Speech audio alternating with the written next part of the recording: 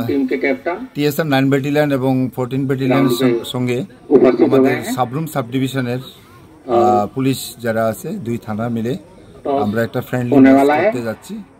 তো এই ম্যাচের উদ্দেশ্য হলো আমাদের মাননীয় ডিজি স্যার চান যে পুলিশ এবং টিএসআর এর মধ্যে যাতে সম্পর্ক ভালো থাকে এবং আমরা ফ্রেন্ডলি যাতে চলতে পারি, কারণ এক সময় আমরা ডিউটি করি সবখানে একখানেই থাকি।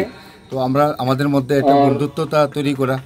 তাছাড়া আমরা পাশাপাশি এটার মাধ্যমে আরেকটা বার্তা দিতে চাই যে আমাদের এই খেলাধুলার মাধ্যমে যাতে এখন যেভাবে ড্রাগস নেশা করছে সব জায়গাতে, সেখানে ওইগুলি ছেড়ে যাতে সবাই খেলাধুলাতে যায় এবং খেলাধুলা করে যাতে তাদের শারীরিক সুস্থতা রাখে, এটাই আমরা বার্তা দিতে চাই।